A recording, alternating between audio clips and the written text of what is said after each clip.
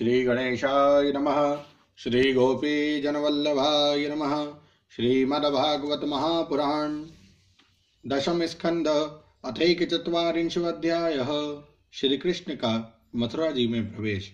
श्री सुखदेव जी कहते हैं, परीक्षित, अक्रूर जी इस प्रकार स्तुति कर रहे थे। उन्हें भगवान श्री कृष्ण ने जल में अपने दिव्य रूप के दर्शन कराए और फिर उसे छिपा लिया। ठीक वैसे ही जैसे कोई नट अभिनय में कोई रूप दिखाकर फिर उसे पर्दे की ओट में छिपा दे। जब अक्रूर जी ने देखा कि भगवान का वह दिव्य रूप अंतर्धान हो गया, तब वे जल से बाहर निकल आए और फिर जल्दी से जल्दी सारे आवश्यक कर्म समाप्त करके रथ पर चले आए। उस समय वे बहुत ही विस्मित हो रहे थे।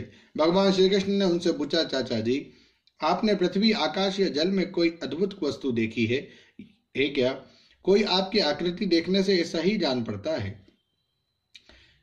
अक्रूर जी ने कहा, प्रभु, पृथ्वी, आकाश या जल में और सारे जगत में जितने भी अद्भुत पदार्थ हैं वे सब आप में ही हैं। और क्योंकि आप विश्वरूप हैं, जब मैं आपको ही देख रहा हूं, तब ऐसी कौन सी अद्भुत वस्तु रह जाती है जो मैंने ना देखी हो। भगवान, जितनी भी अद्भुत वस्तुएं हैं वे पृथ्वी में हो या जल अथवा आकाश में, सब की सब जिनमें है उन्हीं आपको मैं देख रहा हूँ। फिर भला मैंने यहाँ अद्भुत वस्तु कौन सी देखी? गांधनी नंदन अक्रूर जी ने यह कहकर रथ हाँक दिया और भगवान श्री कृष्ण तथा बलराम जी को लेकर दिन ढलते ढलते वे मथुरापुरी जा पहुंचे। परीक्षित, मार्ग में स्थान स्थान पर गांवों के लोग मिलने के लिए आते और भगवान श्री कृष्ण तथा बलराम जी को देखकर आनंद मग्न हो जाते। वे एकटक उनकी ओर देखने लगते, अपनी दृष्टि हटा ना पाते। नंद बाबा आदि ब्रजवासी तो पहले से ही वहां पहुंच गए थे और मथुरापुरी के बाहरी उपवन में रुक कर उनकी प्रतीक्षा कर रहे थे। उनके पास पहुंचकर जगदीश्वर भगवान श्री कृष्ण ने विनीत भाव से खड़े अक्रूर जी का हाथ अपने हाथ में लेकर मुस्कुराते हुए कहा, चाचा जी, आप रथ लेकर पहले मथुरापुरी में प्रवेश कीजिए और अपने घर जाइए। हम लोग पहले यहाँ उतरकर फिर नगर देखने के लिए आएंगे। अक्रूर जी ने कहा, प्रभु, आप दोनों के बिना मैं मथुरा में नहीं जा सकता। स्वामी, मैं आपका भक्त हूँ, भक्त वत्सल प्रभु, आप मुझे मत छोड़िए। भगवान, आइए चले। फिर परम हितैषी और सच्चे सुहृद भगवान, आप बलराम जी और ग्वाल बालों तथा नंदराय जी आदि आत्मियों के साथ चलकर हमारा घर सनाथ कीजिए। हम गृहस्थ हैं, आप अपने चरणों की धूलि से हमारा घर पवित्र कीजिए। आपके चरणों की धोबन गंगा जल या चरणामृत से अग्नि देवता पितर सब के सब तृप्त हो जाते हैं। प्रभु, आपके युगल चरणों को पकार कर महात्मा बलि ने वह यश प्राप्त किया जिसका गान संत पुरुष करते हैं। केवल यश ही नहीं, उन्हें अतुलनीय ऐश्वर्य और तथा वह गति प्राप्त हुई जो अन्य प्रेमी भक्तों को प्राप्त होती है। आपके चरणोदक गंगा जी ने तीनों लोक पवित्र कर दिए। सचमुच वह मूर्तिमान पवित्रता है। उन्हीं के स्पर्श से सगर के पुत्रों को सदगति प्राप्त हुई और उसी जल को स्वयं भगवान शंकर ने अपने सिर पर धारण किया।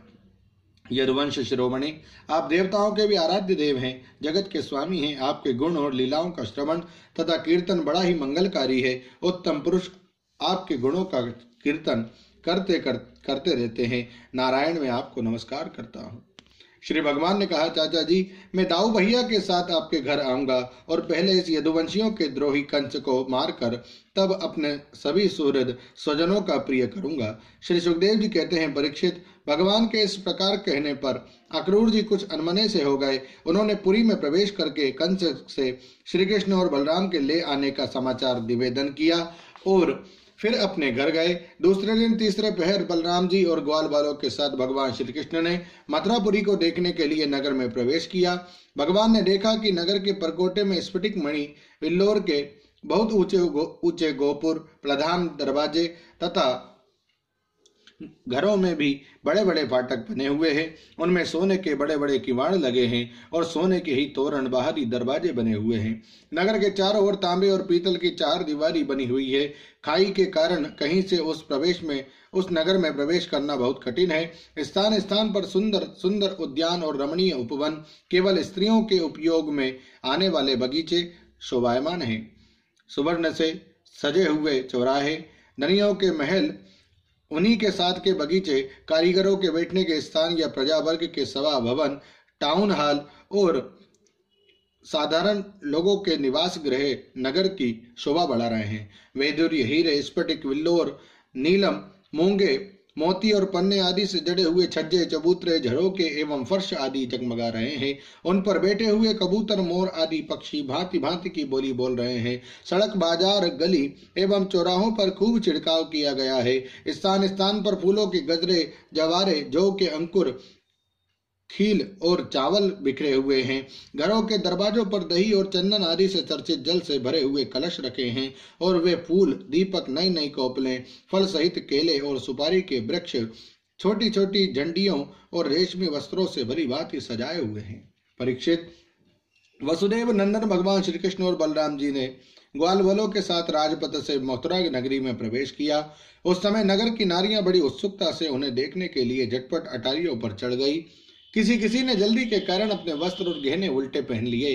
किसी ने भूल से कुंडल, कंगन आदि जोड़े से पहने जाने वाले आभूषणों में से एक ही पहना और चल पड़ी। कोई एक ही कान में पत्र नामक आभूषण धारण कर पाई थी तो किसी ने एक ही पांव में पायजे पहन रखा था। कोई एक ही आंख में अंजन और आंज पाई थी और दूसरी में बिना आंजे ही चल पड़ी। कई रमणियां तो भोजन कर रही थी, वे हाथ का कोर फेंक कर चल पड़ी। सबका मन उत्साह और आनंद से भर रहा था।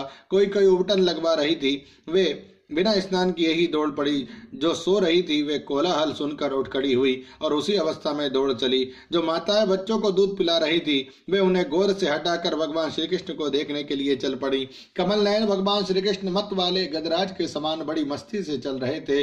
उन्होंने लक्ष्मी जी को भी आनंदित करने वाले अपने श्याम सुंदर विग्रह से नगर नारियों के नेत्रों को बड़ा आनंद किया और अपनी विलासपूर्ण प्रगल्भ हंसी तथा प्रेम भरी चितवन से उनके मन चुरा लिए। मथुरा की स्त्रियां बहुत दिनों से भगवान श्री कृष्ण की अद्भुत लीलाएं सुनती आ रही थी। उनके चित्त चिरकाल से श्री कृष्ण के लिए चंचल व्याकुल हो रहे थे। आज उन्होंने उन्हें देखा। भगवान श्री कृष्ण ने भी अपनी प्रेम भरी चितवन और मंद मुस्कान की सुधा से सींच कर उनका सम्मान किया। परीक्षित, उन स्त्रियों ने नेत्रों के द्वारा भगवान को अपने हृदय में ले जाकर उनके आनंदमय स्वरूप का आलिंगन किया। उनका शरीर पुलकित हो गया और बहुत दिनों की विरह व्याधि शांत हो गई।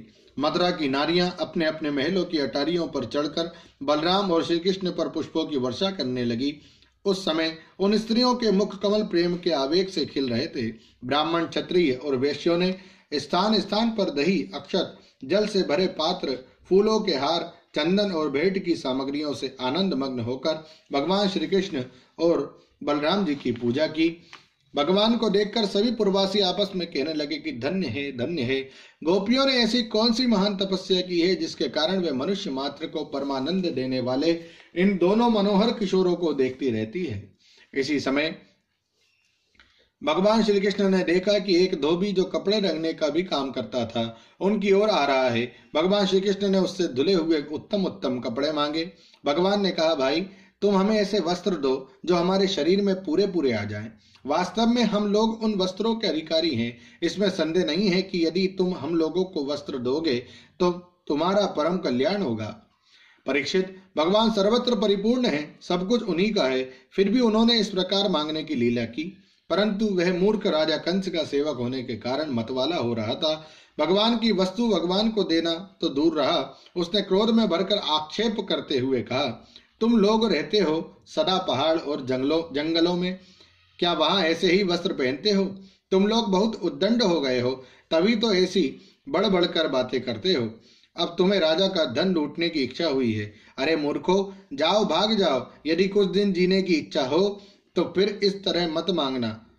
राजकर्मचारी तुम्हारे जैसे उच्छृंखलों को कैद कर लेते हैं, मार डालते हैं और जो कुछ उनके पास होता है छीन लेते हैं। जब वह धोबी इस प्रकार बहुत कुछ बहक बहक कर बातें करने लगा तब भगवान श्री कृष्ण ने तनिक कुपित होकर उसे एक तमाचा जमाया और उसका सिर धड़ाम से धड़ से नीचे जा गिरा।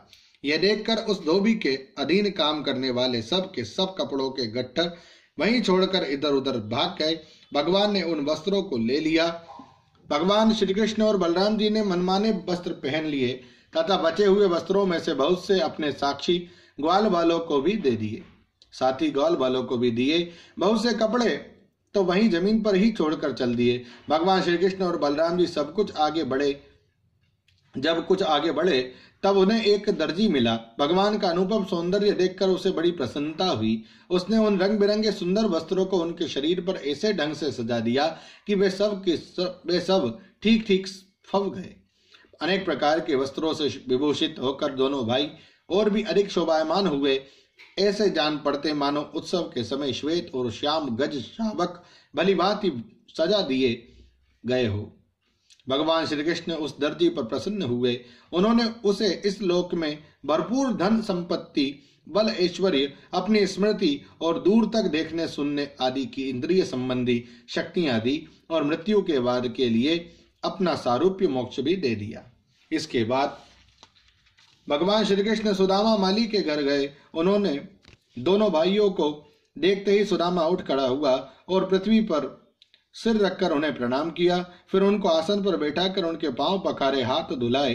तदनंतर ग्वाल बालों के सहित सबकी फूलों के हार, पान, चंदन और आदि सामग्रियों से विधि पूर्वक पूजा की। इसके पश्चात उसने प्रार्थना की, प्रभो आप दोनों के शुभागमन से हमारा जन्म सफल हो गया, हमारा कुल पवित्र हो गया।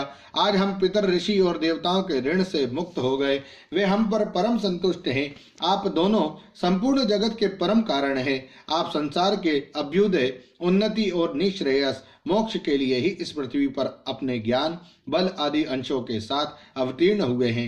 यद्यपि आप प्रेम करने वालों से ही प्रेम करते हैं, भजन करने वालों को ही भजन बजते हैं, फिर भी आपकी दृष्टि में विषमता नहीं है, क्योंकि आप सारे जगत के परम सुहृद और आत्मा हैं। आप समस्त प्राणियों और पदार्थों में समरूप से स्थित हैं। मैं आपका दास हूँ। आप दोनों मुझे आज्ञा दीजिए कि मैं आप लोगों की क्या सेवा करूं। भगवान, जीव पर आपका यह बहुत बड़ा अनुग्रह है, पूर्ण कृपा प्रसाद है कि आप उसे आज्ञा देकर किसी कार्य में नियुक्त करते हैं। राजेंद्र, सुदामा माली ने इस प्रकार प्रार्थना करने के बाद भगवान का अभिप्राय जानकर बड़े प्रेम और आनंद से भरकर अत्यंत सुंदर सुंदर तथा सुगंधित पुष्पों से गुथे हुए हार उन्हें पहनाए।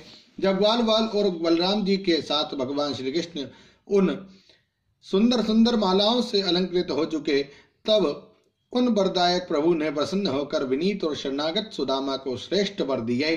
सुदामा माली ने उनसे यही वर मांगा कि प्रभु आप ही समस्त प्राणियों के आत्मा हैं, सर्वस्वरूप आपके चरणों में मेरी अविचल भक्ति हो।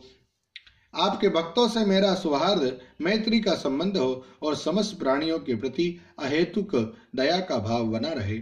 भगवान श्री कृष्ण ने सुदामा को अब उसके मांगे हुए वर तो दिए ही, ऐसी लक्ष्मी भी दी जो वंश परंपरा के साथ साथ बढ़ती जाए और साथ ही बल, आयु, कीर्ति तथा कांति का भी वरदान दिया। इसके बाद भगवान श्री कृष्ण बलराम जी के साथ वहां से विदा हुए। ओम नमो भगवते वासुदेवाय। श्रीमद्भागवते महापुराणे पारमहंस्यां संहितायां दशम स्कंधे पूर्वार्धे पुरप्रवेशो नाम 1चत्वारिंशोऽध्यायः। श्रीराधा कृष्णार्पणमस्तु। हरये नमः, हरये नमः, हरये नमः। जय श्री कृष्ण।